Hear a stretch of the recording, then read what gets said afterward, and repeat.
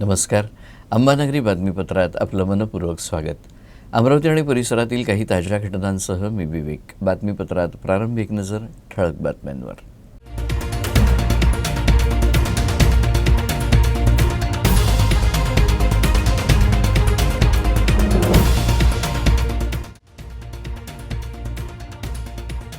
अमरावती अकोला महामार्गाचं लोकार्पण. अमरावती ते अकोला महामार्गाचं अंतर आता केवळ 50 मिनिटांवर. बडनेरा वाय पॉइंट इथं गिनीज विश्वविक्रम स्तंभ स्मारकाचं अनावरण. केंद्रीय मंत्री नितीन गडकरी यांच्या हस्ते पार पडलं लोकार्पण.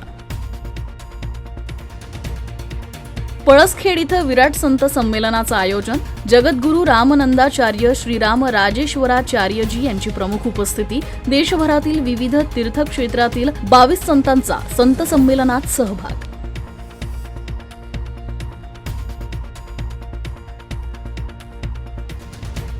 सावधान, तुमच्या घरी येणाऱ्या दुधात भेसळ तर नाही ना? दुधाच्या कॅनमध्ये पाकिटातील दूध टाकतानाचा प्रकार कॅमेऱ्यात कैद. पाकिटातील स्वस्त आणि प्रक्रियायुक्त दूध महागड्या दरात ग्राहकांच्या माथी मारण्याचा प्रकार.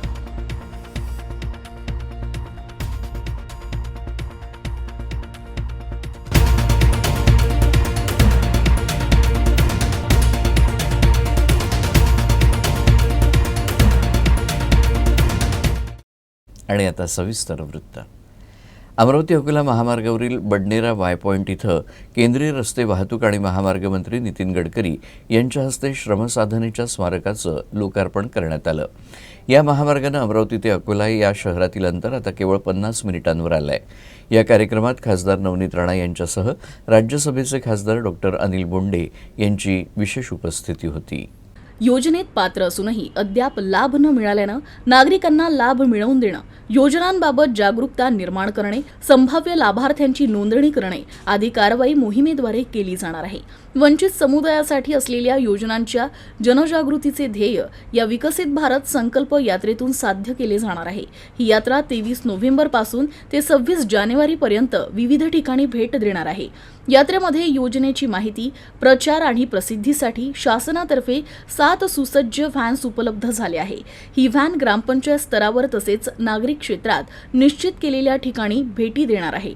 या यात्रेदरम्यान केंद्र शासनाच्या प्रधानमंत्री विश्वकर्मा, उज्ज्वला, मुद्रा, किसान सन्मान, जनधन योजनेसह वनहक्क महसूल विभागाची स्वामित्व योजना, एकलव्य योजना, आयुष्मान कार्ड तसेच अन्य योजनांची माहिती देण्यात येणार आहे. या यात्रेत भारत सरकारच्या फ्लॅगशिप योजनेचे लाभ लक्षित लाभार्थ्यांपर्यंत पोहोचवणे आणि विकसित भारत संकल्प यात्रेचं उद्दिष्ट साध्य करण्यासाठी सर्वांनी सहभाग नोंदविण्याचं आवाहन जिल्हा प्रशासनाकडून करण्यात येत आहे. त्यामध्ये विशेष रूपाने राजपथ इन्फोकॉम या पुण्यातील कंपनीने अमरावती ते कुरणखेड दरम्यान 75 किलोमीटरपेक्षा जास्त सिंगल लेन रस्त्याच्या डांबरीकरणाचे काम कुठेही न थांबता पूर्ण केलेले आहे. 3 जून 2022 रोजी सकाळी 7 वाजून 27 मिनिटांनी सुरू झालेले काम 7 जून 2022 रोजी संध्याकाळी 5 वाजता संपले आणि एकूण 105 तास 33 मिनिटे सातत्याने काम करत राजपथने गिनीज वर्ल्ड रेकॉर्डवर नाव कोरलं. महाविक्रम भारत मातेच्या आझादी का अमृत महोत्सव देशाला समर्पित केला. अमरावती जिल्ह्यातील पळसखेड इथं विराट संत संमेलनाचं आयोजन करण्यात आलं. या संत संमेलनात जगद्गुरू रामानंदाचार्य श्रीराम राजेश्वराचार्यजी यांच्या प्रमुख उपस्थितीत देशभरातील विविध तीर्थक्षेत्रातील 22 संतांनी सहभाग घेतला. अमरावती जिल्ह्यातील पळसखेड इथं विराट संत संमेलनाचं आयोजन करण्यात आलं असताना या संत संमेलनात जगद्गुरू रामनंदाचार्य श्रीराम राजेश्वराचार्यजी माऊली सरकार यांच्या प्रमुख उपस्थितीत देशभरातील विविध तीर्थक्षेत्रातील 22 संतांनी संमेलनात सहभाग नोंदविला.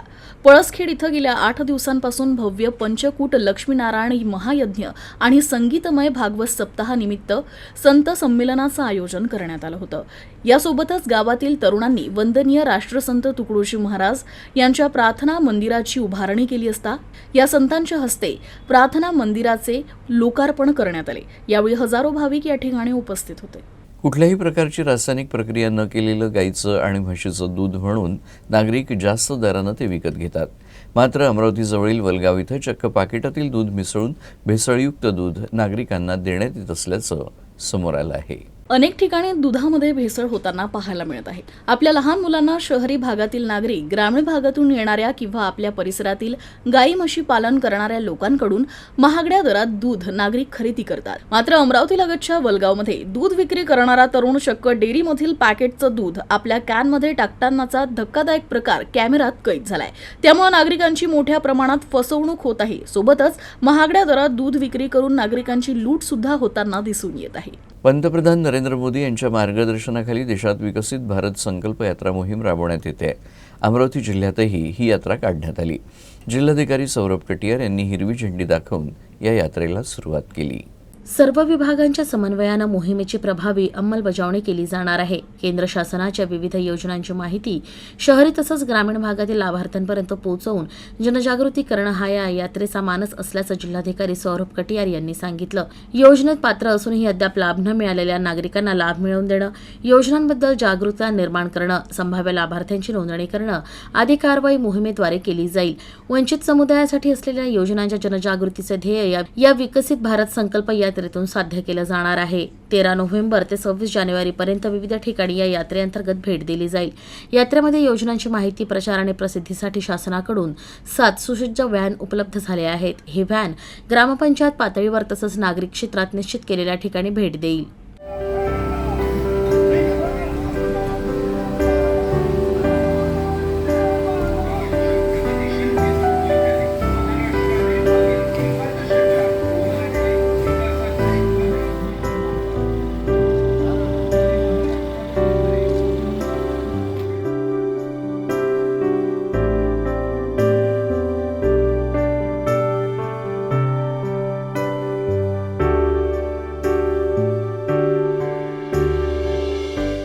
उद्घाटन केलं आहे आणि प्रत्येक तालुक्यामध्ये हे व्हॅन पाठवण्यात आलेली आहे.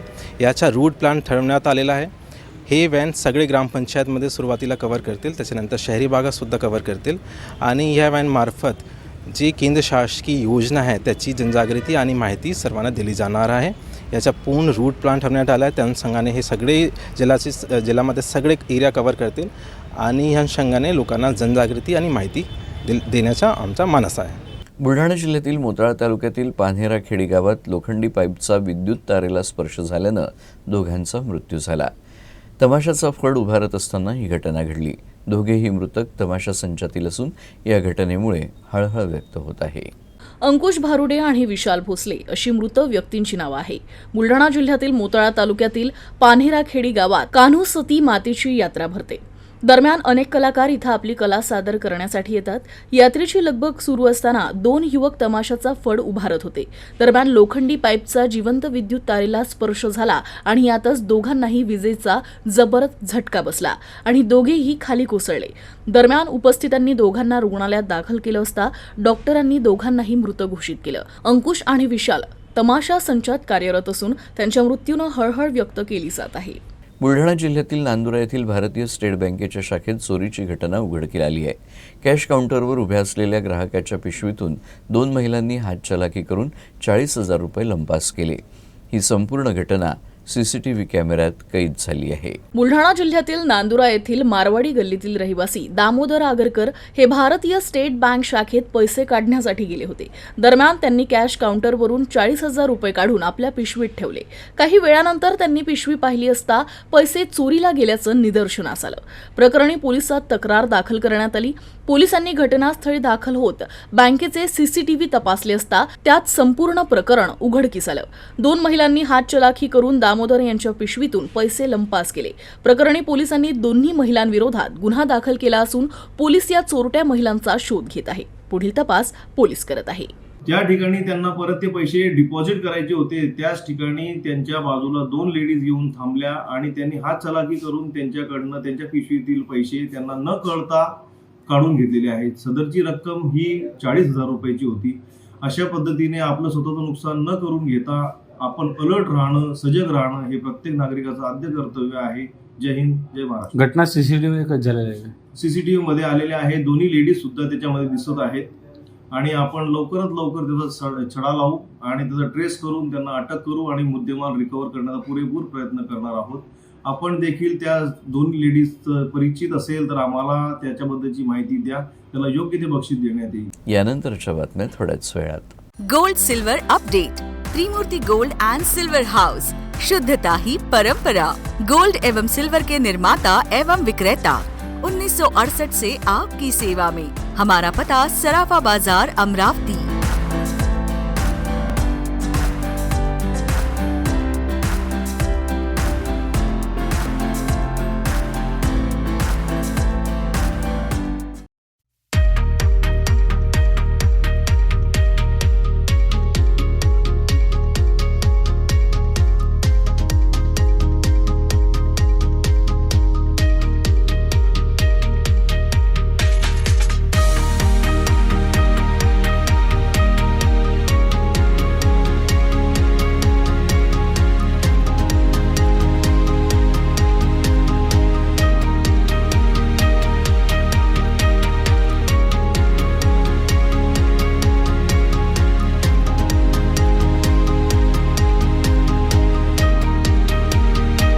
विश्रांतीनंतर बातमीपत्राच्या या भागात आपलं पुन्हा एकदा स्वागत. राज्याचे सहकार मंत्री आणि बुलढाणा जिल्ह्याचे पालकमंत्री दिलीप वळसे पाटील हे 2 दिवस बुलढाणा जिल्ह्याच्या दौऱ्यावर आहेत. या दरम्यान ते आढावा बैठकी घेणार आहेत. राज्याचे सहकार मंत्री आणि जिल्ह्याचे पालकमंत्री दिलीप वळसे पाटील यांच्या आढाव्यादरम्यान जिल्हाधिकारी कार्यालयात जिल्हास्तरीय आकस्मिक पिण्याचं पाणी निश्चिती आणि दुष्काळ व्यवस्थापन, जलजीवन मिशन मजिप्रा अंतर्गत कामाची प्रगती आणि पाणी टंचाईबाबत आढावा बैठक आयोजित करण्यात आली आहे. कृषी तांडावस्ती आराखडा, रमाई घरकुल योजना संदर्भातील बैठकीत आढावा घेतला जाईल. याशिवाय सिंदखेड राजा, लोणार आणि शेगाव विकास आराखड्याबाबत जिल्हास्तरीय बैठक, जिल्हा क्रीडा संकुल समितीचा आढावा घेतला जाईल. बुलढाणा जिल्ह्याच्या दौऱ्यावर आलेल्या दिलीप वळसे पाटील यांना सोयाबीन, कापूस भाववाढ आणि शेतकऱ्यांच्या विविध प्रश्नांवरून शेतकरी नेते रविकांत तुपकर यांनी घेराव घातला. आपल्या मागण्यांसंदर्भात तुपकर यांनी वळसे पाटलांशी चर्चा देखील केली. दरम्यान तुपकर यांच्या मागण्यासंदर्भात वरिष्ठांची चर्चा करणार असल्याची प्रतिक्रिया वळसे पाटील यांनी दिली.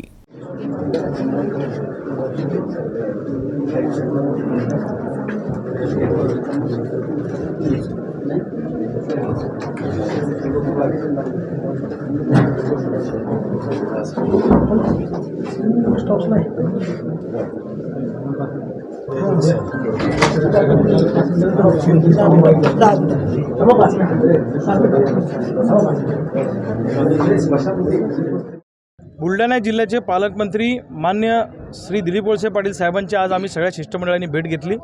त्यांच्याशी सोयाबीन कापूस उत्पादकांच्या प्रश्नावर चर्चा केली. बुलढाणा जिल्ह्यासह महाराष्ट्रातला संपूर्ण सोयाबीन कापूस उत्पादक शेतकरी आज अडचणीत सापडलेला आहे. उत्पादन खर्च भरून निघणार नाही इतका कमी भाव शेतकऱ्यांना मिळतो आहे. दुष्काळाची परिस्थिती आहे. सरकार दुष्काळाची घोषणा करायला तयार नाही, नुकसान भरपाई नाही, म्हणून एकरी 10,000 रुपये नुकसान भरपाई आम्हाला द्या. दुष्काळाची तातडीनं घोषणा करा आणि सोयाबीन कापसाची दरवाढ करण्यासाठी केंद्र सरकारच्या दरबारी पाठपुरावा करून धोरणात्मक निर्णय घ्या. यासह अनेक मागण्या आज आम्ही त्यांच्याकडे केलेल्या आहेत. त्यांना आमच्या संतप्त हजारो शेतकऱ्यांच्या, लाखो शेतकऱ्यांच्या भावना त्यांच्यापर्यंत ग्राउंड लेवलच्या पोहोचवलेल्या आहेत. सरकार काय निर्णय घेते त्याची आम्ही वाट बघू, नाहीतर आम्ही सरकारला 8 दिवसाचा अल्टिमेटम दिलेलाच आहे. आणि तोपर्यंत जर का सरकारने निर्णय घेतला नाही तर आम्ही 29 तारखेला मुंबईच्या मंत्रालयाचा ताबा घेणार आहोत. आम्ही आमच्या भूमिकेवर ठाम आहोत. त्याच्यापूर्वी सरकारनं तातडीनं मार्ग काढावा अशी आमची विनंती आहे. रविकांत तुपकर आणि त्यांचे सर्व सहकारी यांनी आज या बुलढाणा जिल्ह्यामध्ये असलेल्या सर्व शेतकऱ्यांना येणाऱ्या समस्या आहेत, आपत्तीच्या संदर्भात आहे, कर्जमाफीच्या संदर्भात आहे, बँकांच्या संदर्भात आहे, अशा वेगवेगळ्या विषयावर त्यांनी आज चर्चा केली आणि त्यांचे सगळे विषय घेऊन पुढच्या आठवड्यात किंवा जेव्हा वेळ मिळेल त्यावेळेला माननीय उपमुख्यमंत्री श्री अजितदादा पवार यांच्याकडे एक बैठक आम्ही लावू आणि त्याच्यामध्ये या सगळ्या प्रश्नांची चर्चा करून मार्ग काढायचा प्रयत्न करू. बुलढाणा जिल्हा वाहतूक पोलीस शाखेचा एक पोलीस कर्मचारी वाहन चालकावर कारवाई करण्याऐवजी त्याच्याकडून पैसे घेताना दिसून आला. ही घटना कॅमेऱ्यात कैद झाली आहे. एका वाहनातील पत्रकार वृत्तसंकलनासाठी बुलढाण्याकडे जात असताना बुलढाणा बोथा फॉरेस्ट गेटजवळ वाहतूक पोलीस भागवत पाटोळे यांनी या पत्रकाराच्या वाहनाला थांबवण्याचा इशारा केला आणि नियमांची भाषा करत 500 रुपयांचं चालान केलं. यावेळी वाहतूक पोलीस कर्मचारी संजय वाणे, अनिता गाडे आणि प्रतीक वाघ हे कर्मचारी इतर वाहनांना थांबवून त्यांची तपासणी करत होते. दरम्यान जिल्हा वाहतूक शाखेचे प्रमुख पोलीस निरीक्षक आनंद महाजन यांना याबाबत माहिती दिल्यावर वाहतूक पोलीस कर्मचारी भागवत पाटोळे यांची बुलढाणा बीटमधून बदली करण्यात आली आहे. मात्र पोलीस विभागाची प्रतिमा मलिन केल्याप्रकरणी आता जिल्हा पोलीस अधीक्षक सुनील कडासने काय कारवाई करणार हे पाहणं महत्त्वाचं असेल.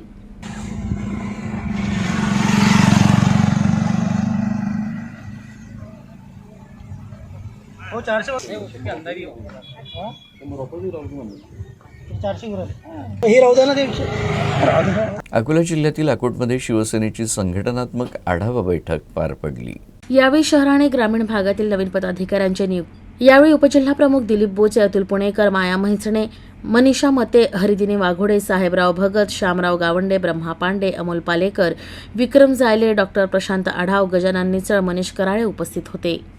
अकोला जिल्ह्यात रब्बी हंगामात आतापर्यंत केवळ 38%च पेरणी आटोपली आहे. जिल्ह्यात रब्बी हंगामात पेरणी क्षेत्रात लक्षणीय घट झाली आहे.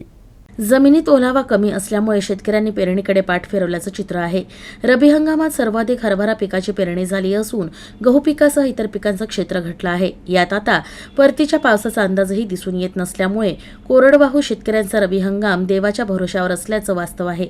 अकोला जिल्ह्यात सरासरी 1.21 लाख हेक्टर क्षेत्रावर रब्बीची पेरणी अपेक्षित असते. गेल्या 2 वर्षात अतिवृष्टी आणि सततच्या पावसामुळे रब्बी हंगामात पेरणी क्षेत्र वाढून 1,50,00,000 हेक्टरपर्यंत पोहोचलं आहे. यंदा कृषी विभागामार्फत 1.54 लाख हेक्टर क्षेत्रावर पेरणी क्षेत्र अपेक्षित होतं. खारपण पट्ट्याचं हरभऱ्याचं क्षेत्र मोठ्या प्रमाणात घेतलं जात आहे. मात्र यंदा परतीच्या पावसानं हुलकावणी दिल्यामुळे शेतकऱ्यांनी पेरणीचं धाडस केलं नसल्याचं चित्र आहे. शेवटी पुन्हा एकदा ठळक बातम्या.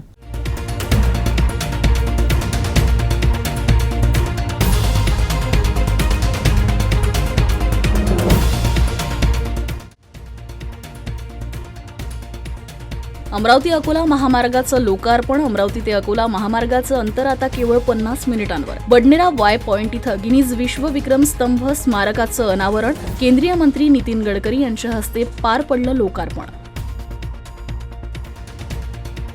पळसखेड इथं विराट संत संमेलनाचं आयोजन. जगद्गुरू रामनंदाचार्य श्रीराम राजेश्वराचार्यजी यांची प्रमुख उपस्थिती. देशभरातील विविध तीर्थक्षेत्रातील 22 संतांचा संत संमेलनात सहभाग.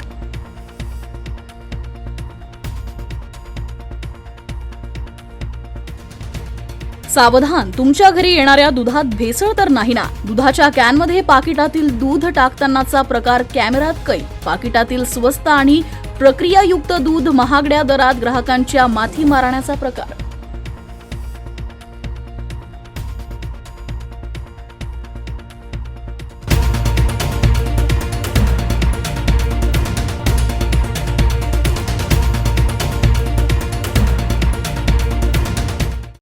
आणि याबरोबरच हे बातमीपत्र संपलं.